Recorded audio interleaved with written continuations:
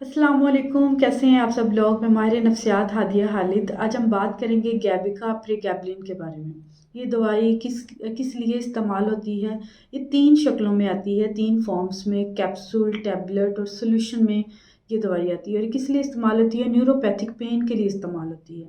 यानी आपके nervous system damage हो गया है, नर्वस सिस्टम ठीक तरह से काम नहीं कर रहा। अब वो डैमेज क्यों होता है, ये ठीक तरह से काम क्यों नहीं करता, उसकी 3 रीज़न्स हो सकती हैं। या तो आपके ब्रेन में है, इन्फेक्शन हुआ है, या फिर कोई डिज़ीज़, बचपन में कोई डिज़ीज़ हुई है डिप्रेशन वगैरह की वजह से, या फिर कोई इंजरी हुई है, कोई एक्सीडेंट हुआ है, कोई चोट लगी है दिमाग में, इस वजह से भी नर्वस सिस्टम जो है डिस्टर्ब हो जाता है। ये दवाई इसलिए इस्तेमाल होती है। उसके अलावा लॉस ऑफ लिम्ब, यानी जिस्म का कोई हिस्सा सेपरेट हो गया, लाइक कोई उंगली कट गई है, हाथ कट गया है, या फिर जिस्म के हिस्से में दर्द है, तो उसके लिए दवाई इस्तेमाल होगी। Fibromyalgia long lasting chronic disorder है। इसमें क्या है कि मसल्स जो हैं वो स्टिफ हो जाएंगे, सख्त हो जाएंगे, सोने में मसला होगा, पूरे जिस्म में दर्द होगी, एंग्जाइटी होगी। Partial onset seizures, abnormal electrical activity beings only in one part of the brain, जिसमें एक पर्सन मुकम्मल तौर पर अवेयर है, कॉन्शियस है कि उसे जिस्म में झटके लगेंगे, जिस्म सख्त हो जाना, एक ऐसी हालत महसूस करना जो कि एक्चुअल में नहीं है। प्रीगैबलिन मुख्तलिफ तरीकों से काम करेगी। मिर्गी के दौरों में जो एबनॉर्मल एक्टिविटी दिमाग में हो रही होती है, ये उसे रोक देगी। उसके अलावा पेन के जो मैसेजेस हमारे दिमाग से हमारे स्पाइनल कॉर्ड की तरफ जाते हैं, जिसकी वजह से हमारे पूरी बॉडी में पेन होती है, ये उनको ब्लॉक कर देगी, उनको रोक रोक देगी।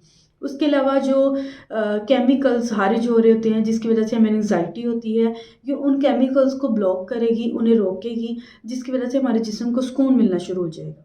हाइपर सेंसिटिविटी, एलर्जिक रिएक्शंस, इसके अलावा ये मेडिसिन जो है ये जिस्म में एलर्जी कर देगी। जैसे सांस रुक जाएगा, सांस बहुत मुश्किल आएगा, हमें सांस लेने में बहुत ज़्यादा मुश्किल होगी, ये इस तरह के जो है इफ़ेक्ट करेगी बॉडी पर। उसके अलावा स्किन में जो है एलर्जी कर देगी, रैश, हाइव्स, ब्लिस्टर्स बन जाएंगे।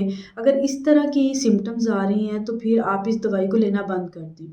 उसके अलावा बहुत ज़्यादा मूड स्विंग्स होंगे, कभी मूड बहुत ज़्यादा अच्छा होगा और कभी बहुत ज़्यादा बुरा होगा।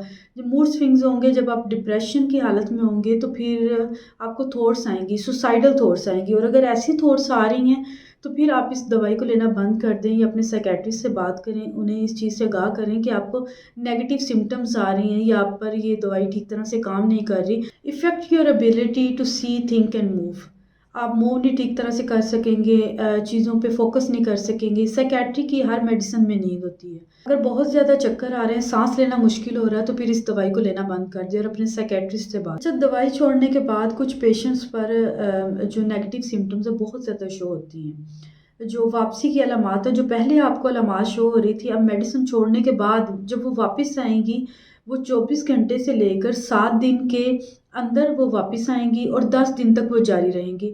उनमें बेचैनी हो सकती है, आपको चक्कर आ सकते हैं, इस तरह की कोई भी सिम्टम्स हो सकती हैं जो कि मेडिसिन शुरू करने से पहले थी। अब आपने इस मेडिसिन को एकदम से स्टॉप नहीं करना। आप इसकी क्वांटिटी को कम कर दें, यानी जहाँ पे आप 2 गोलियाँ ले रहे थे, 1 कर दें या आधी कर दें, या फिर अपने साइकियाट्रिस्ट से बात कर लें, वो अपने तरीके से उस मेडिसिन को मैनेज कर लेगा।